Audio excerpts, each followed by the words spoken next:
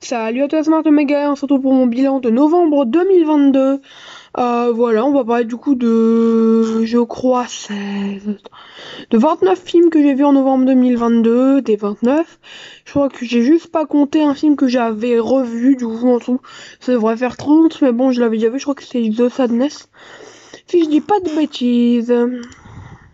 Donc du coup, je cherche la page où j'en parle. Et on pourra commencer direct avec les films près 2022, sortis avant 2022. Du pire au meilleur, en commençant du coup par Wounds. Vraiment. On commence par le pire étant donné que Wounds, c'est pas fou.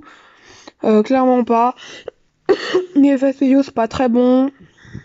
Il y a pas que ça. Hein. Clairement, personnage bancal, con, cliché. Réaction aussi conne, vous en trouverez pas ailleurs. L'histoire, elle tient en haleine le spectateur, qui se questionne, ça fait un bon point. Il n'y a pas d'approfondissement, on n'a pas... Il y a pas trop d'approfondissement dans l'histoire, en fait. Il y a de bons effets... Non, en vrai, il y a de mauvais effets spéciaux. Je sais pas pourquoi je dis bon, moi. Non. Les effets sont pas très bons, l'horreur appréciable, ça crée un métrage sympa, mais en vrai, le film est composé de trop de défauts. Le film me laisse un très mauvais souvenir par rapport à ce que je viens de vous lire là, que j'avais écrit. Le film me laisse de très mauvais souvenirs. Mais ouais, clairement, je sais pas pourquoi j'ai marqué tout ça parce que clairement, waouh. Passons à Little Evil, là j'écris un pavé dessus. On a un humour chiant, même s'il y a quelques décalages bien trouvés. Mais les grands rires, ça sera jamais dans le film en fait. La mise en scène a quelques idées pas bêtes, en faisant notamment des cuts assez utiles et qui s'enchaînent avec fluidité. Personnage con, clairement. Hmm. Jamais construit, le film est joliment feel good, ce qui donne un récit sympa, sans plus, clairement. Au niveau de l'horreur, la comédie, elle prend trop le pas dessus, quitte à l'engloutir, en fait. J'avoue qu'il y a quand même une scène irréaliste, l'introduction, qui apparaîtra plus tard dans le film. Clairement, c'est quoi cette scène? Regardez ce film juste pour cette scène, vous comprendrez. Un film sympa et divertissant, mais mais restera un peu trop simple. La seule blague qui a vraiment marché sur moi, c'est celle du coup de poing là. Le coup de poing avant le coup de bâton, je sais pas si vous voyez. Coup de poing puis coup de bâton. Bref, vous comprendrez en voyant le film. Là, c'est un petit moment où je me suis tapé une barre, ouais, je vais pas vous mentir, voilà, il y a un moment quand même où c'était plutôt sympa. Ensuite, nous passons du coup au film Killer Game, encore un film Netflix. Les 4 pires films que j'ai vus en novembre 2022, hors nouveauté, sont des films Netflix. Et dans mon top 5, enfin dans mon flop 5 des pires films de 2021 découverts en novembre, il y en a que 2 qui sont de Netflix. Maintenant que Killer Game, c'est un personnage cliché et un propos très teen Blue Mouse, si c'est une expression bien sûr, seulement si c'en est une, mais en tout cas ouais, ça fait très teen Blue Mouse clairement. C'est pas folichon, clairement, il y a aucune subtilité. Ok, c'est un slasher gore, joyeusement parfois même, où les clichés d'horreur vont clairement se mêler, mais en vrai, est-ce que c'était utile? Je pense pas des masses, en fait, je pense pas des masses, c'est juste un divertissement, et ça s'arrête qu'à là, quoi. Ensuite, nous avons le film Dans les hautes herbes, qui du coup se retrouve en 13e position. Clairement, Dans les hautes herbes, c'est pas très fou non plus. Il y a quelques idées, soit. Comment dire? J'ai pas lu le livre de Stephen King déjà, mais le concept est bien utilisé, même si parfois très mal. En fait, parfois le concept s'avère très bien utilisé et parfois très mal. Du coup, on va dire que le concept est moyennement bien utilisé. Les personnages sont mal construits, leurs réactions illogiques. Le lieu, c'est-à-dire les Hautes-Herbes, produit quand même quelques petits plans intéressants. Au niveau de la caméra, ça peut donner quelque chose de cool. Et ça donne quelque chose de cool parfois, mais pas tout le temps. Mise en scène intéressante, mystérieuse. Mais l'histoire est moins intelligente que prévu. Les acteurs sont appréciables, malgré qu'on ait, je crois, un Will Bowie Jr. qui est vraiment pas fou. Le petit garçon, il est vraiment pas fou, lui. L'idée de voyage dans le temps est bien trouvée, même si elle aurait pu être 1000 fois mieux exploitée, en fait. Clairement, il y a un moment où il faut travailler vos scénarios avant de les écrire. Ou du moins les peaufiner après les avoir écrits et pas nous vendre la première version du scénar. Merci à tous les réalisateurs et scénaristes de noter cette info. Ah, voilà. Mais donc, ensuite nous avons Jeepers Creepers en 12e position. Film avec Justin Long de Victor Salva qui a réalisé les 3 premiers Jeepers Creepers. Clairement, Jeepers Creepers, c'est pas non plus des films extraordinaires. Hein. Ça contient des personnages plutôt attachants, avec des constructions narratives qui laissent tout de même à désirer. Il y a quelques situations plutôt mal amenées aussi. Des trucs qui s'enclenchent bien en fait, mais qui marchent pas à la longue. Le côté horrifique est pas fou, mais ça se tient. Parce qu'en fait, il y a une part de tension sur le fait empathie de personnage, où on n'aimerait pas être à leur place, du coup ça crée une tension. Le film se tape aussi un mince délire glauque appréciable, un mince délire glauque vraiment mince, et mise en scène merveilleusement ce petit délire. Le gore est bien dosé, les effets spéciaux sont quand même plutôt dantesques, du coup voilà. Je dirais que Jeepers Creepers, c'est quand même plus que passable, dirons-nous. Voilà. Du coup, on va passer au Crocodile de la mort de Tobe Hooper, le réalisateur de Texas Chainsaw Massacre. Mon accent, comme d'habitude, est à noter sur 10. Ou à ne pas noter pour ma survie. Voilà. Parce que je vais me faire massacrer si vous me notez, donc merci. Non, mais en vrai, mon accent est pas fou, quoi. Mais... le Crocodile de la mort, alors les personnages sont assez peu développés. On a soit un peu d'affect pour le personnage principal, et l'antagoniste sort plus ou moins du lot. C'est pas le personnage principal, l'antagoniste. L'histoire est divertissante, même si se passant, comment dire, par moments d'intelligence, c'est assez peu intelligent parfois. Les dialogues sont bien faits, il y a de la tension, le crocodile semble vraiment impitoyable et prévisible, ce qui aide à cette tension imprévisible plutôt, ce qui aide à la tension. Le film me semble tout de même parfois un peu trop dramatique, mais la folie du lieu est retranscrite de manière peu réaliste et ne fait que desservir le récit. Le couple avec leur fille, c'est vraiment la cerise sur le gâteau de l'antiréalisme. Bref. Après, nous avons le film Nerve. Nerve, qui est où? Attendez, je le cherche. Il est là, Nerve. Nerve, du coup, qui est un film avec Emma Roberts. C'est une espèce de teen movie 2010 où avec Dave Franco et des musiques américaines cool là. Clairement non, ça passe pas ça, voilà. Niveau scénario, ouais, c'est pas fou. C'est la timide du lycée, le personnage principal, qui va tomber sur un gars grave beau et tout, et bref, ouais, non. La subtilité, elle s'est envolée avant l'écriture du scénario. Un récit d'émancipation et de personnages qui tiennent sur un timbre de poste, pardonnez-moi. Voilà. On est juste sur un cliché du teen movie de 2016. Le sous-texte étant bâclé. Alors si je ne me trompe pas, Henri Roust et Ariel Schumann, Schoolman, les réalisateurs du film, ont aussi réalisé Viral, qui a quand même été coécrit par Christopher Landon. Du coup, leurs travaux m'intéressent, notamment Viral. Mais je verrai bien où tout ça me mène. Hein. Ensuite, nous avons le film Notre Maison Hantée, qui du coup est un film Netflix, voilà. Un peu mieux quand même que les autres films Netflix qu'on a cités plus tôt. Voilà. Film autrichien.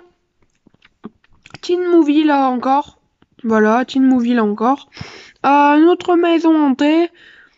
C'est en gros très simple. avec l'idée d'ado saoulé, triste, bref, très simple comme début de teen movie. L'humour est pas très fin, teen movie est très scolaire du coup. Après, les décors sont bien choisis, la bande son est loin d'être mauvaise, les acteurs font l'affaire, servent le récit.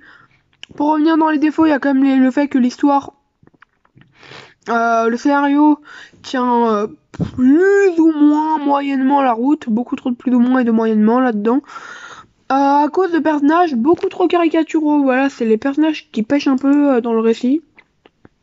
Mais bon, tout ne peut pas être parfait. Après, il y a le film I Am the Pretty Thing That's Live in the House, avec deux Oz Perkins plutôt. Alors j'adore Oz Perkins, et pourtant c'est un réalisateur que je n'aime pas d'un autre côté. Clairement, alors I Am the Pretty Thing That's Live in the House trouve les mêmes défauts en fait que The Black Coast Doctor.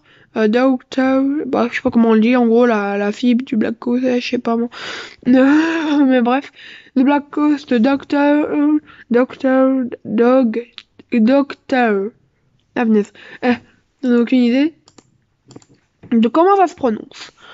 Mais donc, à part ceci, à part cela, je tiens à dire que I Am the Pretty Thing That Live in the House, c'est un récit avec une ambiance glaçante, mais clairement glaçante de chez glaçante, glaciale, pétrifiante, bref. Mais alors, comment dire ça bah en fait, l'histoire elle est beaucoup trop simple. Le twist il est beaucoup trop simple. Les personnages sont beaucoup trop simples. Mais l'ambiance elle est là quoi. Il y a l'ambiance qui te terrorise. Les acteurs jouent trop bien. Sincèrement, ouais. Le film loupe le coche. Clairement, le film loupe le coche. Ensuite, nous avons le film Le 18e ange de je me rappelle plus qui. Et je vérifierai sûrement pour vous pendant le montage, mais je vais quand même essayer de voir ça maintenant. Alors, The Hating Angel. Voilà. Film de William Bindley de 1997. Film pas très connu d'après ce que j'ai toujours vu. Il y a que 267 vues sur Letterboxd quand même, ce qui est rare d'avoir des films qui ont aussi peu de vues. Le film, moi je l'ai en DVD ou chez moi, ouais, je l'ai en DVD.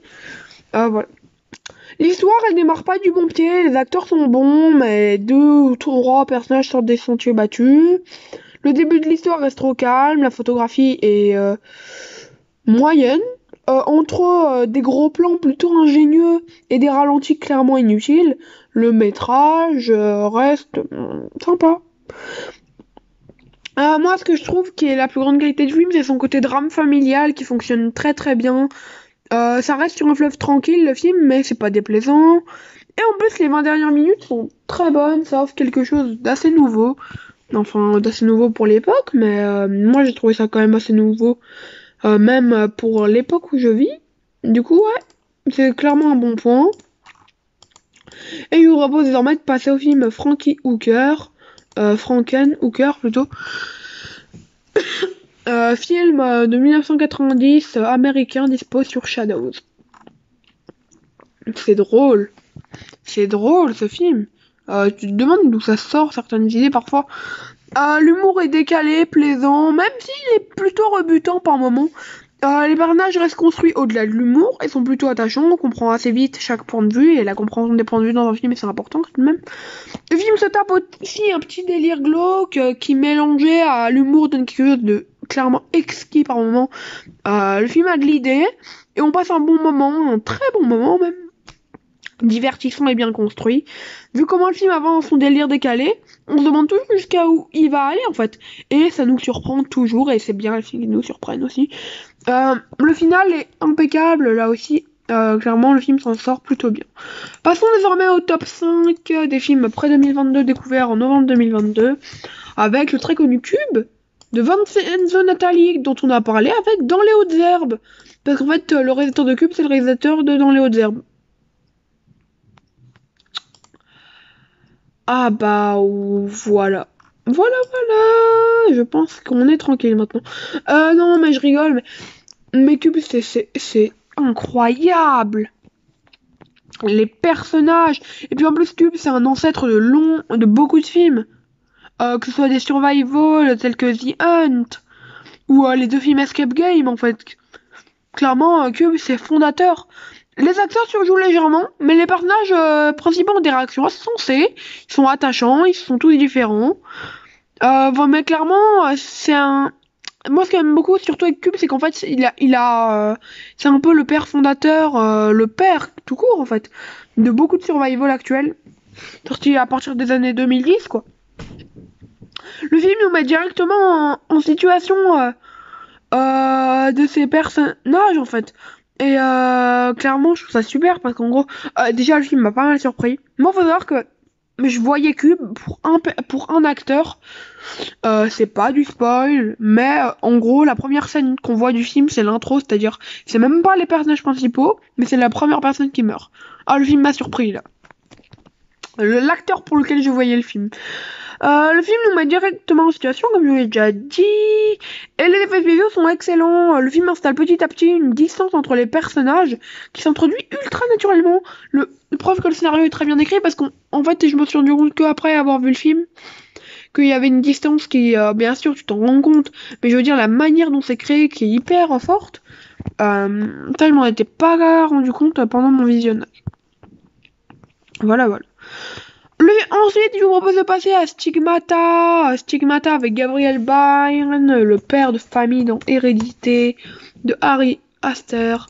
Là, on est sur une film de Rupert Wainwright, qui est Stigmata, film de 1999 avec Patricia Arquette, si je ne dis aucunement des bêtises. Je vais vérifier cela de ce pas. Ouais, c'est Patricia Arquette. Il y a de bonnes idées, les acteurs sont crédibles, l'histoire est bonne, les personnages sont construits avec habilité, ils sont attachants, même si pas toujours. Les personnages secondaires manquent clairement de développement. Un certain mystère entoure le récit et questionne le spectateur. Clairement, il y a du mystère, il y a quelque chose que le film nous met et je trouve ça vraiment fort. J'aime beaucoup le concept est super et bien exploité. On pourra tout de même reprocher des effets spéciaux. Utilisons les termes dégueulasses, notamment les flammes qui, voilà quoi, elles ont pas une tête de porte-bonheur, si je peux me permettre. Première fois que j'utilise cette expression de ma vie, je suis bien content là. Bien placé pour une fois. Passons désormais à un film de Aaron Moorhead et Justin Benson, le duo de réalisateurs plutôt sympa là, vous savez. Réalisateur scénariste, je crois. Je crois qu'il y en a un qui fait la photographie et l'autre qui fait le scénario. Ouais, c'est ça. Moorhead fait la cinématographie et Benson le scénario. Voilà. Mais donc, le duo ont réalisé The Endless, qui est un film que je trouve vraiment étonnant. C'est mes réalisateurs de science-fiction préférés, Moorhead et Benson, et je déteste la science-fiction là-bas, mais j'aime bien les drames de science-fiction. Linoléum, tout ça, Linoléum dont on parlera dans mon podcast sur le pif. Voilà. Je sais pas encore quand il sortira parce que je l'ai pas encore tourné. Alors le film aborde la secte d'une manière originale au cinéma et en étant réaliste, The Endless.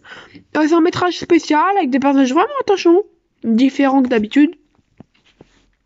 Après, l'atmosphère est bien lointaine des autres métrages du genre. Un film qui sait bien sûr où il va. Et lorsque une ambiance se crée, elle est vraiment bien construite pour carrément offrir une grande originalité. En plus, le film réussit à nous faire douter. On sait plus trop choisir notre camp. En fait, on a perdu le film les repères que le film nous a donnés. Ce qui nous fait perdre le film, oui, d'une certaine façon. Le film n'abusera que peu de ses effets pour donner un air réaliste qui sera plus qu'un air, finalement, bien entendu. Voilà. Je vous propose de passer à Frisson de David Cronenberg, après avoir parlé brièvement de The Endless, qui est très très bon, effets spéciaux magnifiques, je sais pas si je l'ai déjà dit, mais les effets spéciaux sont magnifiques. Voilà. Frisson, alors c'est un film clairement très très bon là aussi. Vraiment, je l'ai trouvé fou. Très lent, très froid, comme la plupart des films de Cronenberg, si on regarde bien. Mais c'est pas dérangeant, mais c'est lent, c'est vraiment, c'est frisson. J'adore. Il y a notamment la scène de la piscine vers la fin, qui est très forte. Les personnages sont bien construits, on les cerne pas facilement, comme assez souvent dans le cinéma de Cronenberg. Le film a quelques idées de science-fiction bien cronenbergiennes qui font plaisir. Puis lorsque l'horreur arrive pleinement, il y a une ambiance simple, parce que c'est vraiment simple, mais qui se crée, voilà. Tout est assez fluide, les différents personnages, les scènes. Vraiment, on est sur un film fluide, voilà. Passons désormais à un coup de cœur. Je crois que j'en ai parlé dans une vidéo dédiée, mais clairement, Pieles d'Eduardo Casanova, c'est du gâteau, c'est du bonbon, c'est du caviar. Clairement, Pieles, c'est magnifique comme film. C'est un film où en gros, c'est comment. En fait, je peux pas trop l'expliquer. Je ne vous l'expliquerai pas. Voilà. Je recherche ma critique. Et voilà. Déjà, la teinte rose du métrage, elle est magnifique. Il y a une idée pastel, faussement parfaite, assez étrange, que j'aime beaucoup. Le film porte un très bon message sur l'acceptation. Voilà. Mais il y a vraiment un bon message.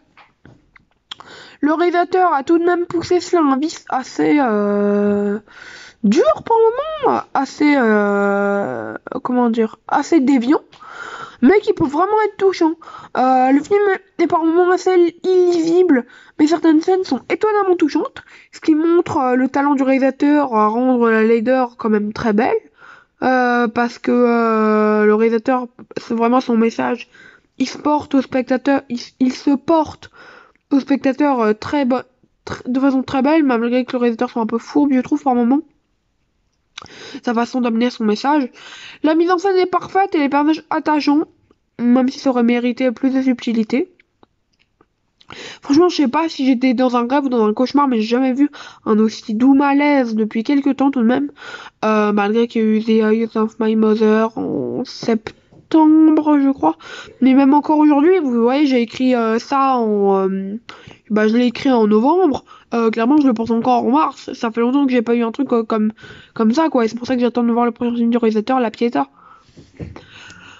Les musiques lyriques sont très bien utilisées. Il y a des moments où je me suis demandé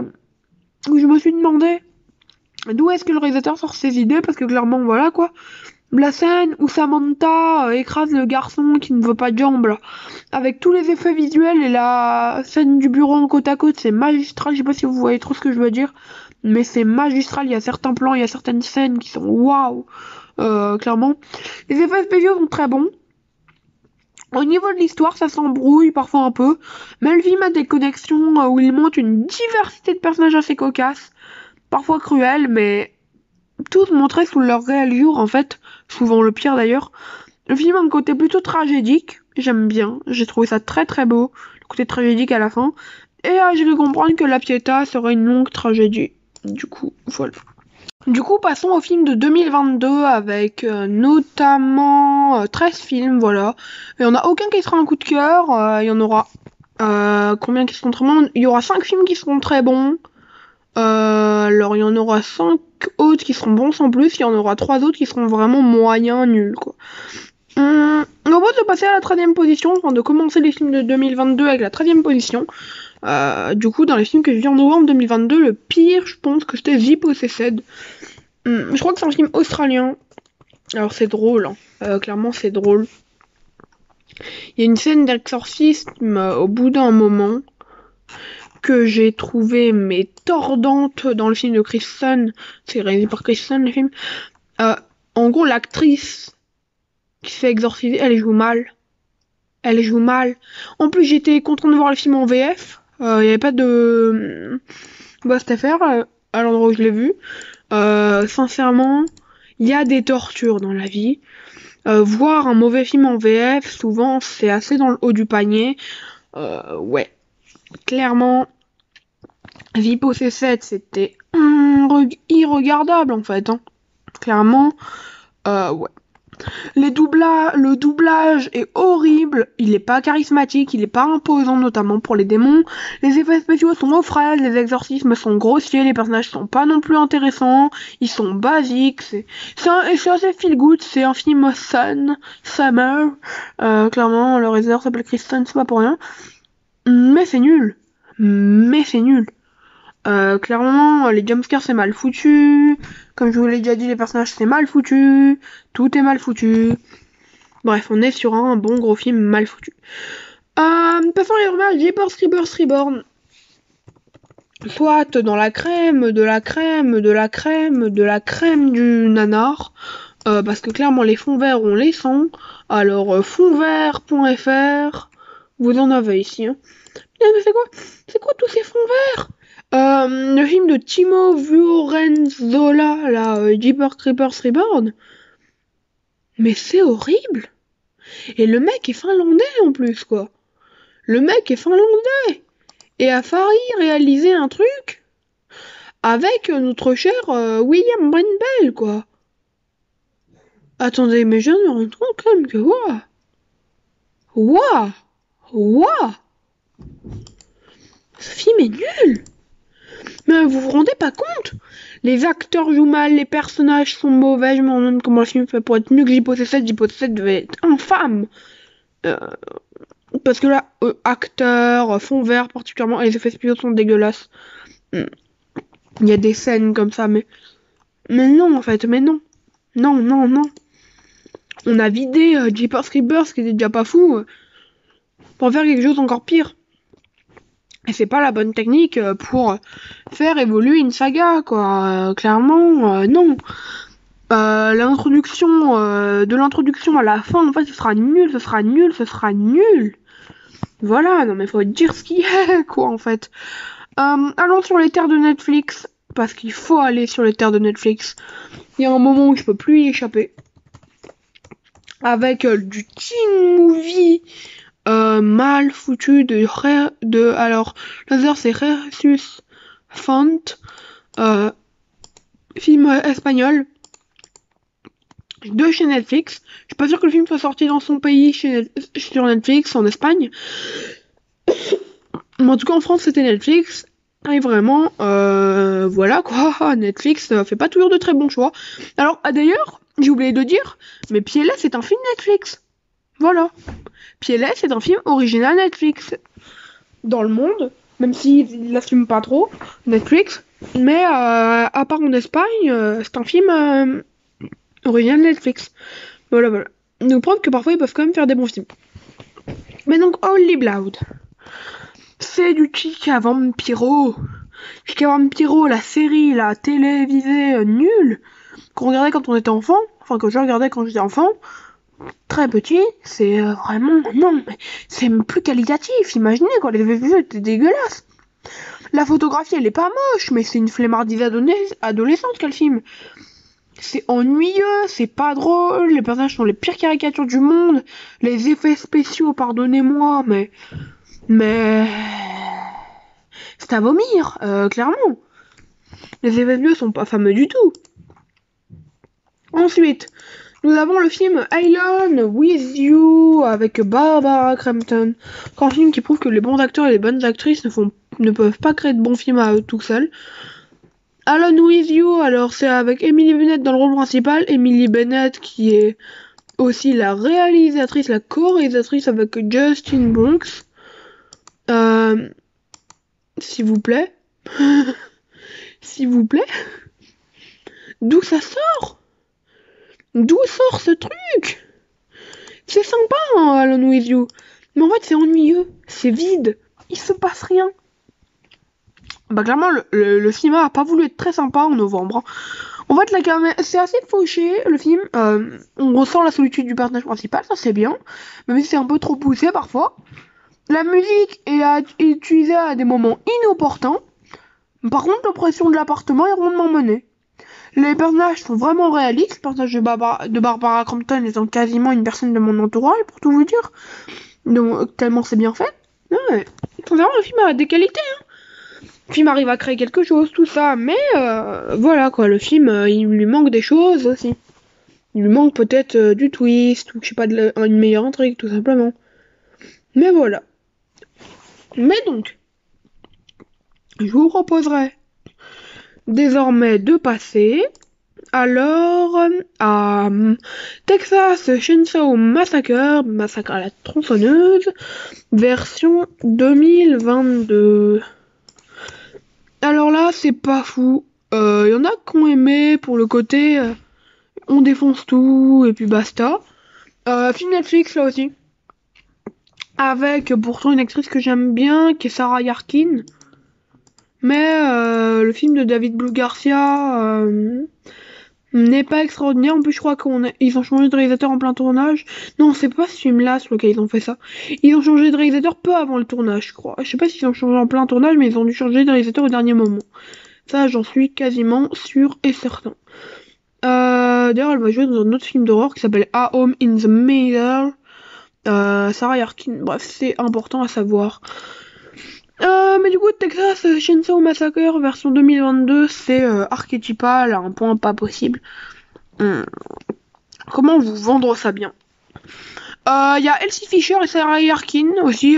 Elsie Fisher de L'exorcisme de ma meilleure amie. Sarah Yarkin, on la connaît pour Happy Birthday to You. Dans des productions ados clichés, mais soit, je pourrais être triste de les retrouver là-dedans. Le film utilise des effets faussement flippants et des situations assez étonnantes, quand même. C'est nul, en fait. Les personnages sont des clichés énormes, mais le film reste un bon divertissement, avec des acteurs tout juste parfaits, mais c'est incohérent, c'est illogique, bref, ça ne passe pas nécessairement beaucoup. Et voilà. Au niveau des actrices Sarah Yarkin et Alicia Fisher, je reviendrai sur le fait qu'elle de base elle joue dans des teen movies d'horreur. L'exorcisme de ma meilleure amie étant un gros teen movie, puis Birthday to You aussi, mais c'est des teen movies qu'on aime bien, contrairement à cette horreur. Passons désormais à Deadstream, alors un film qui a beaucoup plu, je sais pas pourquoi, je sais toujours pas pourquoi, parce que l'autre film là qui a été présenté sur Shadows au même moment fin octobre 2022, moi je l'ai vu début novembre.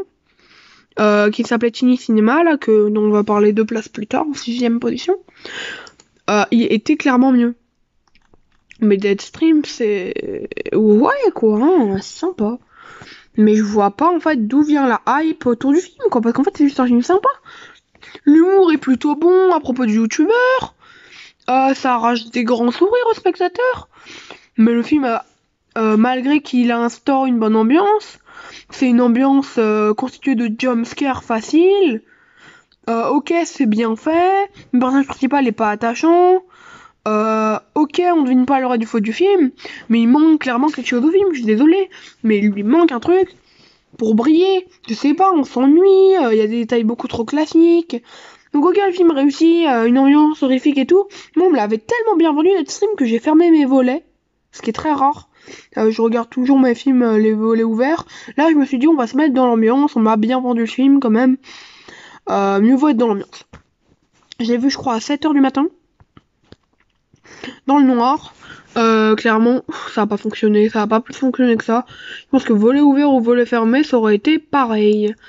Faisons désormais un film The Wonder avec Florence Pugh, une actrice que j'adore depuis Midsommar, mon film préféré de tous les temps. Voilà. Il y en aura pas d'autres que tous. Film de Sébastien Lelio. Alors je crois que le réalisateur est plutôt connu dans le domaine du cinéma d'auteur. Voilà, il va faire un film chez Avantgarde qui s'appellera Bride, avec Scarlett Johansson, qui sera un film de science-fiction, tout de même. Voilà. Donc du coup, The Wonder, le film entre assez rapidement dans son sujet, avec un casting merveilleux, il y a quand même Florence Pugh et Nia Malgar qu'on connaît pour S'en sort, notamment, on s'en sort pas mal. Ma blague est nulle, je sais. Et d'autres films tels que Calm with Horse, bref. Nia Malgar est en plein essor ces derniers temps. Et je trouve ça vraiment cool. Parce que sincèrement, elle mérite d'être en plein essor, notre chère Nia Malgar irlandaise. Parce que oui, elle est irlandaise. Mais donc, le film prend du temps à se mettre en place et laisse un suspense musical vraiment bien trouvé. On comprend le personnage de Florence Pugh plutôt vite, même si certains points de la personnalité de Pew auraient pu être plus approfondis. D'ailleurs, c'est un film Netflix, toujours noté quand les films Netflix sont bons, au moins. Les décors sont beaux et aident à l'atmosphère parfois mystique. Le mystère, il y a beaucoup de mystère, il y a de l'idée, du côté dramatique. Et j'aime beaucoup l'idée qu'il faut différencier le miracle de la personne qui a vraiment un message autre que ça. Mais voilà, je voulais un peu spoiler, parce qu'en gros, souvent quand on utilise ce type de phrase, c'est pour autre chose. Je vous laisserai voir. En 6ème position, nous avons Tiny Cinema, par le réalisateur de Bad Boy, dont je vous parlais dans mon bilan d'octobre 2022. Tiny Cinema, film de Tyler Cornack, avec pas mal d'acteurs, parce qu'en fait c'est un film à sketch par un seul et même réalisateur, mais voilà. Alors Tiny Cinema, je crois que j'ai critiqué les cours directement chacun à leur tour. Enfin non, pas vraiment, je crois que j'ai plutôt fait une critique globale. Du coup, je vais vous faire ma critique globale. Le film a une grande bande-son, plutôt différente à chaque morceau. La bande-son vraiment est magnifique. Enfin, magnifique, j'adore cette bande-son. Pas nécessairement magnifique, mais je l'adore. Il y a de l'idée, comme dans Bad Boy, sur cette manière étrange de mettre en valeur les personnages. Vous savez, dans Bad Boy, il y a la scène de la douche où on voit le visage du personnage qui semble blasé et tout. Bah là, t'as la même. Je crois quand même que c'est le même acteur qui joue. Vraiment, j'aime bien ces plans-là. Très décalé. Le concept du premier cours est complètement fou, donc un peu quand même et je vise un peu. Et bien trouvé. Il manque tout de même certaines choses d'un film, la tension, un rythme plus effréné.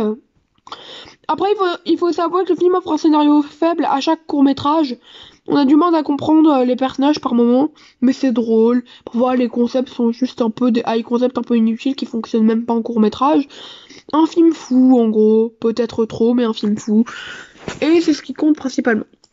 Du coup, passons au très bon film avec Spirit Walker, film sud-coréen de 2022. Spirit Walker, c'est clairement incroyable, mais vraiment incroyable. Attendez, j'essaye de le mettre sur les Letterboxd, mais j'ai faussé une lettre, du coup j'ai oublié de tout recommencer, super. Voilà. Non, du coup, Spirit Walker, du coup j'ai ma petite critique dans mon téléphone. Film de Yoon Jae-geun, que je trouve très bon. Le film a une mise en scène vraiment bonne, classique à bien des instants, mais la mise en scène croisée aux effets visuels offre quelque chose d'hallucinant. La concentration du film sur les miroirs pendant un petit bout de temps est assez efficace. Le film est métaphorique, dans le fait que le protagoniste soit dans le corps de plein de personnes, mais qu'il doit se trouver lui-même. C'est un peu facile, mais c'est bien fait en vrai. Les personnages sont construits plutôt bien, même s'il aurait fallu un peu plus d'approfondissement là aussi. J'aime bien l'idée que l'action soit une espèce de bordel où tout le monde sait quelque chose, tout en étant perdu par la faute du changement de corps. Justement, non, mais on est survécu vraiment bien foutu avec ce Spirit Walker. Bien foutu, un peu bordélique, mais bien foutu tout de même. La révélation principale reste quand même plutôt simple en réalité, voilà. Ça casse pas trois pattes à un canard. Mais tant que ça tient la route, je dirais pourquoi pas. Voilà. Mothers of Monsters. Voilà, du coup, on va parler du film Mothers of Monsters, qui est clairement un film que j'aime beaucoup. En gros, c'est un found footage, mais vraiment de haut niveau, quoi. Attends que je trouve ma critique qui est dans mon téléphone, justement. Alors, Mother... Voilà, je l'ai. L'idée du film est intéressante. Elle est exploitée, mais plutôt bien. Il y a un côté mystérieux. C'est inquiétant. L'actrice principale, qui est Melinda Page Hamilton, est merveilleuse. J'avoue tout de même avoir trouvé que le film aurait pu augmenter le stress et le mystère. Mais la fin, notamment, est très bonne. Tu sens quand même qu'il y a quelque chose de très fort dans les personnages. Le fils est très fort. Mais vraiment un point étonnant quand même. Voilà. Ensuite, passons au film Piggy ou Cerdita en version originale.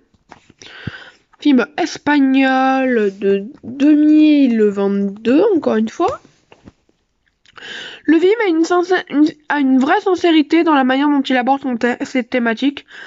c'est assez bien fait. On ressent en fait ce personnage qui est avec lequel ses camarades sont horribles pour des raisons mais nulles en fait. Clairement, le film réussit à créer quelque chose, non pas de la tension, mais une espèce d'ambiance qui se rapproche de la tension. La situation familiale et du village est très bien retranscrite, dans un sens où tout m'a semblé cohérent, réaliste, vraiment. Ce qui est réaliste aussi, c'est que je sais pas absolument pas ce que j'aurais fait à la place du personnage principal, tout comme elle. Et il y a quelques situations de tension qui se créent vraiment bien, sincèrement. Cerdita en version originale, film espagnol. C'est un film, mais vraiment très bon. Je peux que vous conseiller. Les thématiques abordées sont très fortes. Non, mais sincèrement, ouais, le film va au-delà de son concept. Enfin, au-delà de son non-concept pour créer un concept. Passons désormais à un film qui a fait beaucoup de bruit. Je parle bien évidemment de Terrifier 2 de Damien Leone, découvert en novembre 2022 pour ma part. Le premier film que j'ai découvert du mois d'ailleurs. Mais donc, pour en parler simplement, alors Terrifier 2, c'est une vraie partie de plaisir. Vraiment, c'est gore as way. Il y a des scènes, notamment une scène avec beaucoup de maquillage qui est très forte. C'est un spectacle inattendu. Les effets spéciaux sont fous pour le maigre budget du film. C'est étrange, loufoque, barré. Les acteurs sont plutôt bons, c'est pas exceptionnel, mais ça fait l'affaire. Et clairement, c'est un film inventif dans tous les cas. Après, d'un point de vue purement scénaristique, les personnages sont pas recherchés et les dialogues sont dans le cliché absolu. Voilà, une détente gore qui cassera pas trois pattes un canard. Voilà, sincèrement, Terrifier 2, ça se me tente, mais clairement. Il me propose du coup de passer au dernier film de ma petite sélection. Enfin, c'est pas une sélection techniquement, parce que c'est vraiment tout ce que j'ai vu. Hors des rewatch. Du coup, attendez, j'essaye de rechercher le film, mais je n'y arrive pas. Mon letterbox bug un peu. Et là, j'y arrive, j'espère non plus. Voilà, attendez-moi. Bref, j'arrive pas à rechercher sur letterbox, donc quand on fait, je vais aller sur IMDb, comme la dernière fois en fait. Mais le menu, clairement, c'est un film que je trouve super fort. Je l'ai vu 2 fois.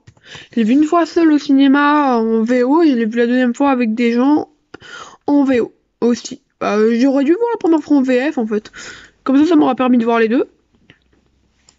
Alors, le menu, c'est hyper intelligent. Alors, il manque certains trucs, mais ça reste hyper intelligent. Je comprends pas les gens qui disent que le menu, c'est pas intelligent et tout. C'est incroyable. Le film a un humour parfait, raffiné. Je l'ai vu 2 fois pour vous dire, hein, tellement c'était bien. Même si la deuxième fois, c'est un peu le coup du hasard qui m'a fait voir. Hein, et c'était pas nécessairement ultra volontaire de le revoir, mais bref. Les personnages sont une construction loin du cliché. Les relations interpersonnages sont bien construites. Et l'empathie, elle est là, quoi, en fait, pour les personnages. Ou elle y est pas d'ailleurs, mais c'est très bien fait. La bande-son est merveilleuse. Anya Taylor-Joy, merveilleuse. Les acteurs et actrices qui l'accompagnent, merveilleux. La tension monte vraiment petit à petit en fait avec une noirceur humoristique imprévisible. En fait moi je trouve que le moment vraiment le film m'a scotché lors de mon premier visionnage, mais c'est la scène avec Jérémy. En fait ça s'enflamme si vite lors de la mais vraiment c'est parfait quoi comme les plats du chef.